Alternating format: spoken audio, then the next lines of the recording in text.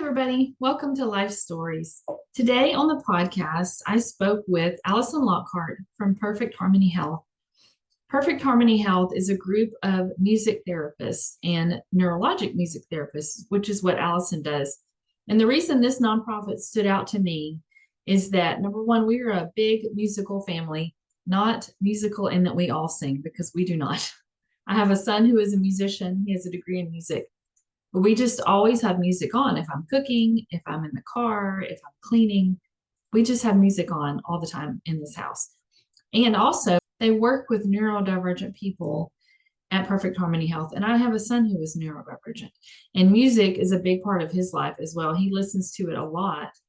And especially, as I'm going to bring up the word of the week, It's the word of the week. as he relaxes. The word of the week is relax. What do you do to relax? I like to read. I like to sit outside and quiet where it's peaceful. I like to, sit in the morning when nobody's up and drink my coffee. That's how I relax. My son, who was neurodivergent, he relaxes with music. There's a certain artist that we turn on. I talk about it on the podcast. We turn it on when he's stressed out or when we have to go somewhere that I know is going to stress him out. It just relaxes him. It kind of makes him feel comfortable. So I had a really good chat with her. I learned a lot of information about how music therapy helps people and just the variety of ways they're using that. I hope you enjoy this conversation. Thanks for listening. Hi. How are you? I'm good. How are you? Shara? Yes. Okay, wanted to make sure I have it right. It's, people call me either and it doesn't bother me at all. So whatever works. It's so nice to meet you. I'm trying to get my voice. Thank you so much for inviting me. Absolutely. So honestly, I started doing this for fun. I just like talking to people. But then I realized all the people I was kind of gravitating to are all helping other people around them. And so then I just started looking for that, people that have nonprofits or whatever that are doing things. Then I had a goal to talk to somebody in every state. Like, I know there are people helping people everywhere. So that was kind of my goal. And so Perfect Harmony stood out to me because, number one, we're a big music family. We love music. I have a son that has a degree in vocal performance and music. He is a musician. He sings. Actually, he created the music for the beginning of my podcast recently. Oh, that's awesome. So we love music around here. And I also have a son who is on the spectrum, and music is a very big deal in his life. I don't know that he's ever had music therapy. It would have been through the school system if he did. But anytime I want him to chill out or, if we're going somewhere that I know he's stressed out, we put on Carrie Underwood. Carrie Underwood is his favorite. And so that I know that's going to relax him. And so that's just something that we do. So I know music helps people. And I saw that on the top of your website, it says only one modality lights up the brain, and that's music. That's amazing to me. I mean, it doesn't surprise me, but it's amazing. So will you tell me a little bit about that and then about Perfect Harmony? What exactly y'all do? Yeah, absolutely. So yes, you are correct. Music is the only modality that lights up the entire brain. Mm-hmm. Which is amazing. And I think one of the reasons that is because there's rhythm, there's melody, there's pitch, there's harmony, there's all these different elements to music that when you break them down, they are lighting up different areas of the because different areas of the brain are going to process that rhythm. And different areas are looking at melody. And in many ways, rhythm can model speech in some ways, and melody can model the ebbs and flows of speech. So it just lights up the entire brain, which is really cool, because if we're working with somebody who's had a neurologic injury or any sort of, developmental differences in there, if there's areas of the brain that have been impacted, we can kind of route signals to different areas of the brain. And music also, I'm going to get technical for just a second. Sure, you go right ahead. Music is one of the only natural things that produces dopamine, which is a hormone in the brain that helps create connections in the brain. as well. So if there is a challenge in one area of the brain, music can release dopamine and help reroute signals to a different area of the brain and get an area of the brain might not have been working on something before getting it working on something else. So a great example of that would be like a stroke and speech, when you can't like necessarily speak well after stroke, that area of the brain's been impacted. Music releases that hormone to reroute signals to another part of the brain, and the individual, you will often find, if they're experiencing difficulties with their expressive speech after stroke, they can sing, but they might not be able to speak. And so that's because of rerouting signals in the brain. But then what we can do is fade out the music gradually and return it back over to speech and actually help heal those areas as well. That is just so interesting to me. So tell me how Perfect Harmony got started, and how were you the one that started the nonprofit, or no? I am not. So we've got kind of a journey to get here a little bit. Sure. So actually, this started as a completely other company, and it wasn't a nonprofit. It was a music therapy private practice. Started in 2010, and it was called the George Center for Music Therapy, and it was because this woman, George, said, I want a place where music therapists can work as a team and treat together, because there's just not a lot of places like that. And so then in 2017, she was like, there's a real need from our families here to have financial support, because if you think, a stroke, TBI, all those medical bills and time off work, that's going to add up. Then even for, we work with a lot of autism. That's probably what we see the most. And our clinic, it's for any family raising anybody with special needs, it's 10 times higher in cost over the life than anybody else, is like the stats that are out there now. And for all of these innovative therapies, insurance really isn't covering them yet. There's stats out there that it takes, 10 years for something to go from research to practice, 10 years for people to believe that it really works. And you start the battle with getting it covered by funding sources. So it's really not being covered out there. And so she said, we need to create a scholarship family or a scholarship program to alleviate some of this burden from our families. So then a whole separate nonprofit sector of the company kind of arose. But then in 2020, thank you, COVID. A lot.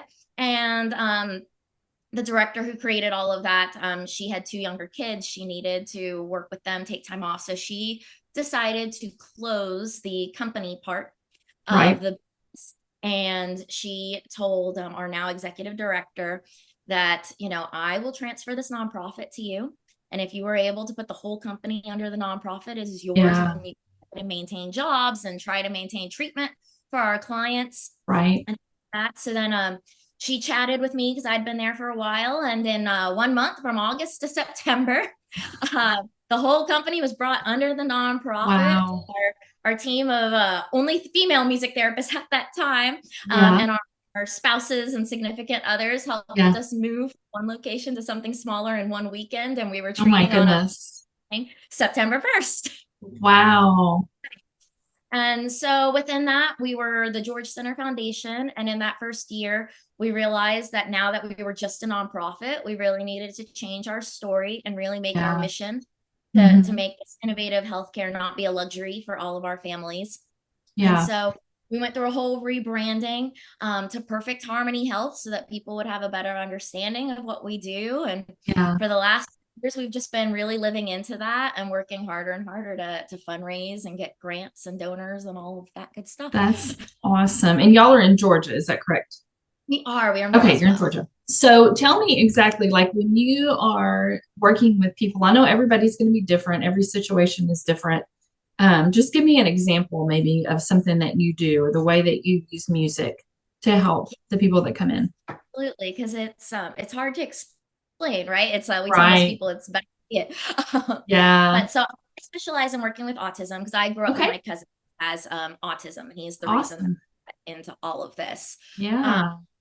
And so typically with music therapy, we start out by doing what we call functional assessments. So families that have been through speech therapy, occupational therapy, physical therapy, it's very similar to that. And particularly in our practice, we're all neurologic music therapists. So we really dive into music in the brain.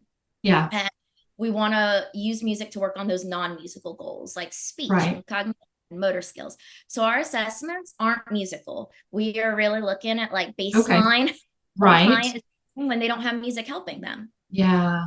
And so we're going to assess maybe their speech or their attention or Yeah. anything like that. So with my individuals with autism, I'm typically assessing a lot of their motor functioning because Right. we're finding that motor is a big component to autism now. And so Yeah.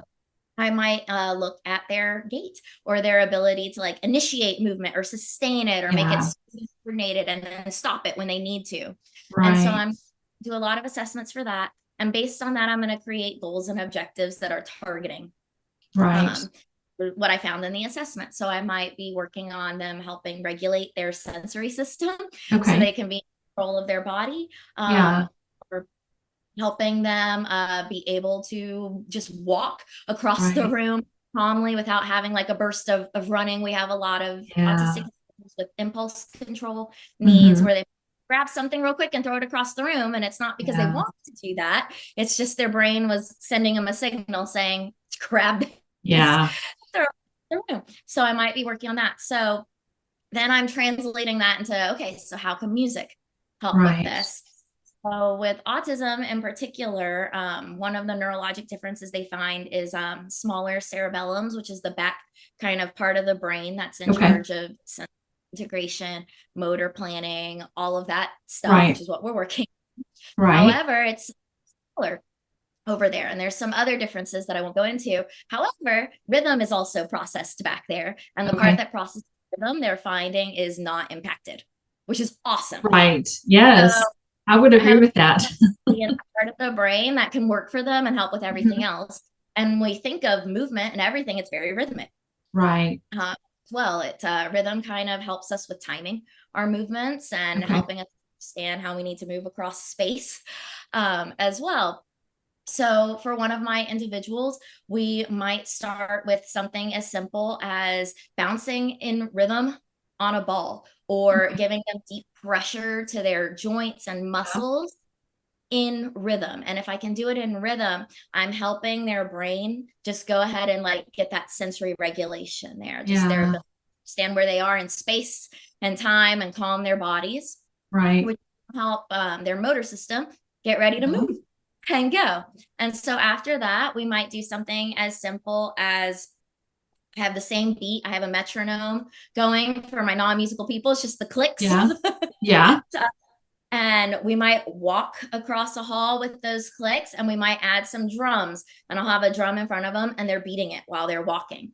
Wow. And it's incredible to just see that when we add that, the whole body seems to relax. We don't have those bursts of running across the room. You know, your gait is supposed to be heel to toe. Oftentimes we walk on their toes. So that improves and we're getting heel to toe with there. And it's as simple as just adding a beat and a drum. Isn't that amazing? And we don't want to add too much either, because if you put in there, suddenly other areas of the brain are lighting up and confusing us. So keep it very simple. That's amazing. It's incredible. It's amazing. We have the best clients in the world and I love working with them. That is wonderful. A lot of what you said I can relate to with my son, and he is pretty high functioning. He's 27. He's pretty high functioning. My husband says he needs speech therapy. Sometimes when he talks really fast and he kind of mumbles. I can understand what he's saying, but you know, not everybody else can, I guess. So I have to remind him, speak slowly and clearly. And he has a problem with talking loud. He can't speak loud. And so you have to really listen sometimes when he talks. But a lot of what he said, he walked on his toes a lot. But music, I mean, they would even do that in PE when he was in school. I remember she said they would put music on and they would have him walk. And it relaxed him. I don't know. It's amazing to me, but it does. Music just relaxes him. It does. It's incredible. And it is. And, you know, and I say that's one example, you know, every client, we have to really think about what speed is best for them and use trial and assessment to figure out what beat to put. It's not, you know, I want to just let families know it's not a magical. Oh, no, it doesn't happen overnight, I'm sure. But I bet the kids love coming. I bet they look forward to that because it makes them feel better. What kind of age range do you have of people that you work with? We go across the lifespan. Do you? Oh yeah, some of our therapists were NICU certified, so some of us have worked in NICUs Oh my goodness. all the way across the lifespan. We work in memory cares, hospice, all of those. Wow. So y'all would do music therapy in the NICU? We would. Really? How does that work? A little bit different for our Okay. infants because we're really having to think about what's appropriate stimulation for them Right. and not, overstimulating for them at all. But that one's, it's a kind of a whole separate certification you have to go through in Oh, music therapy, but it's a very strict, like step by I step bet. process. And it depends on how many weeks the infant is and other things in the Right. hospital. But Yeah. typically with that, if we had, maybe a 32-week infant in the hospital and they're able to be held, we go through a whole process of starting with like humming some Wow. like simple songs. Think about lullabies Yeah. and stuff like that that aren't very jarring. Um, and then we start maybe singing it, and then we start almost doing like a little infant massage with it, that deep pressure to Yeah. their with the music, and we go through a whole process from their head to their toes with it, and then we Wow. rock into it. And the whole research behind it is while they're in there in the NICU, they're missing a really critical stage of development Hmm. because they were born early, and all of the stimulation they're getting in the hospital really is an appropriate form. It's a lot of loud beeps, Yes. noises of people Yes. talking, maybe bright lights on Yes. them, and they're supposed to be in their, mom, all like Right. cuddly, and Filled they're up. Yeah. so we're controlling the sound level, we're measuring like the decibel reading at them, and we're helping them learn to tolerate Right. sound, visual, rocking, that kind of stimulation, touch. We're helping train their sensory system to be able to tolerate all of those in a very slow step-by-step process, so that Wow. when they get out of the NICU and Yeah. they're everything in the world Right. suddenly, that's not going to be counterproductive to their Yeah. yeah. That's amazing. I never would have thought that was something that anybody did. Like I mean, I didn't realize as much as I love music, and we always have music going, always around this house in our cars. My son, in fact, my kids had it during the night. I would have them have the Christian radio on during the night while they sleep. Because if they wanted music, I'm like, you need something positive, peaceful. And so my son, who's 27, he still does that. He still turns it on. But I had no idea that you would even start that young. That's amazing. That's amazing. Because I do think when people think music therapy, they do often think about just calming and relaxing and Right.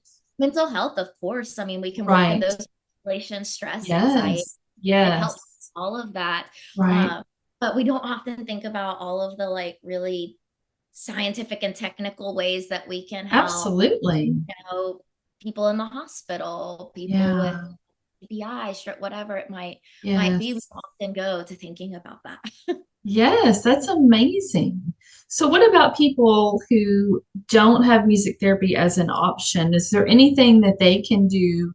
I mean, not that you need to give therapy instructions, but for people that don't have insurance or they can't afford to do music therapy or they don't have that option, maybe a mom that has a child with autism and she doesn't know what to do. Is there anything that she can do? I mean, So I would say go to either our American Music Therapy Association website, okay, musictherapy.org, yeah, or you can go to the Academy of Neurologic Music Therapy website, especially if you have somebody that has specifically a very neurologic right, diagnosis going on, and they have lists of therapists. And okay, I would send them an email because mm-hmm. it's also very personalized and specific. There's not Right, one all, but tell them about yeah, their child.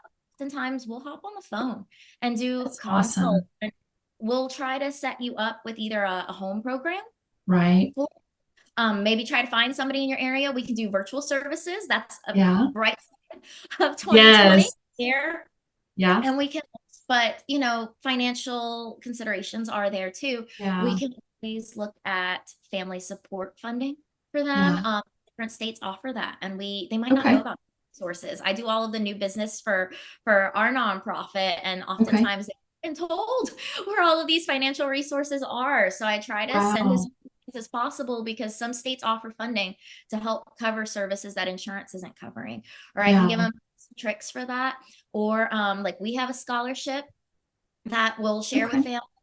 And sometimes I'll reach out to other nonprofits in the area and say, hey, do you have a scholarship open that might be able to help them? And if we can't find that, then we can always Right. work to create a little at-home program that's going Yeah. to be designed for their child, and just ways they can incorporate it at home.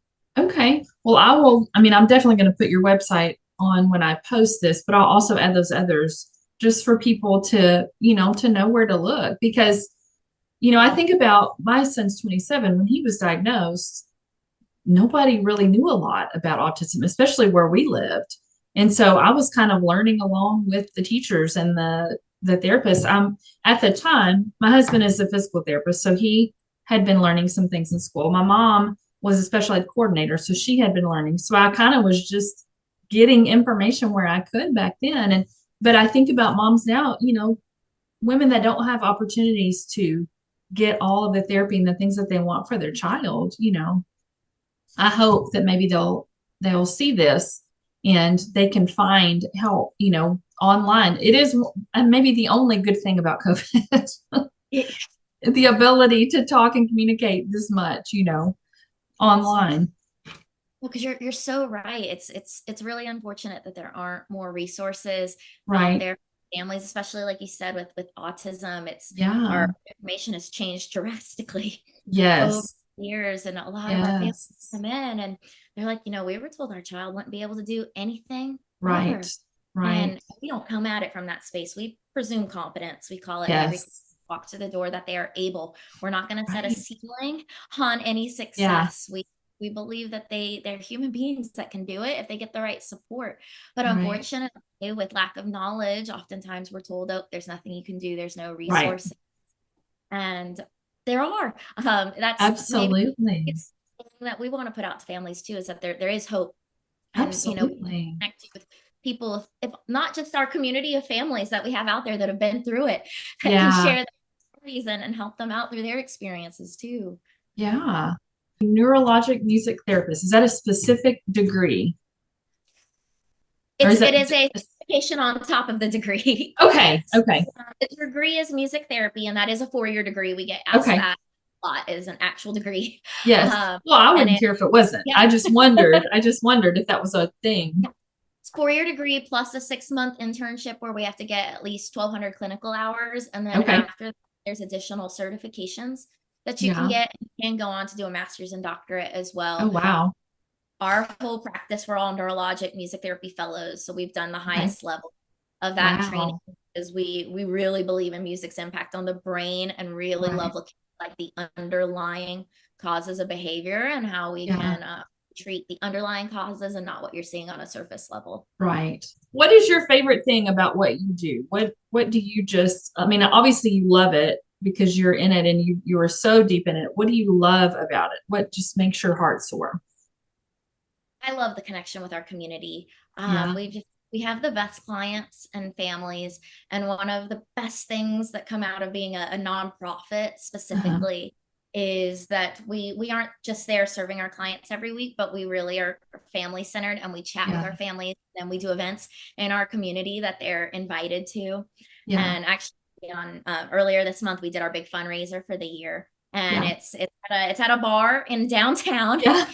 Open to the whole community. It's free, and we get live bands and music all day, but our Wow. clients perform with those bands. Oh, how fun. I love it because, we're not working on performance skills. Right. Right. Sometimes what comes out of it is we help them develop some leisure skills where Yes. they learn some songs and they can perform. And this is an awesome outlet for them to get to show That's off a little great. in their community. So we just had them jamming out a couple of Yes. weekends Yes. ago, and the look on their faces when Oh, they like wow. ended their performance. Some clients, we have never seen them smile so Yeah. big, and they Yeah. just so successful, Yeah. and really get that much opportunity to Right. perform and share their gifts. And what's cool about the venue we're at is it's downtown, and people are in and out all day that have Oh, no clue yeah. what we do, and it ends up being Right. this like inclusive community event where people that really are in the special needs community or Right. whatever, they learn about it and suddenly they're cheering them on there. And it just Yes. becomes a beautiful space of inclusivity in the community. So that's just That my is beautiful. That is beautiful. I love that. I wish y'all were closer. I would love to go watch that. if you're ever in Georgia, let If us I know. ever in Georgia, I'm gonna have to keep an eye on that because that would be so fun. I remember the first time, it's not therapy, but the first time my son participated in the Special Olympics. I had never been a part of that before, and I cried all day because it was the same kind of thing. These kids were athletes for the day, and they, were so proud of themselves, and oh my gosh, it was just beautiful. But I think it's beautiful what you're doing. And I'm so thankful I got to talk to you today and learn more about it. I hope that people will listen and be inspired. And I appreciate you chatting with me. I just have to say thank you so much for allowing us the space to chat with you, Absolutely. and just for Absolutely. what you're doing too. There are, like you said, so many great things happening, and they're not always broadcasted. Right. Right. Well, human nature, we tend to focus on like the negatives a Yeah, little bit. exactly. Lovely to be bringing positivity and good things Yes. out there, and hopefully getting people involved in organizations in their states, Yeah. or if they have people that are in need, letting them know what resources are available. So I just Yeah. thank you for what you're doing.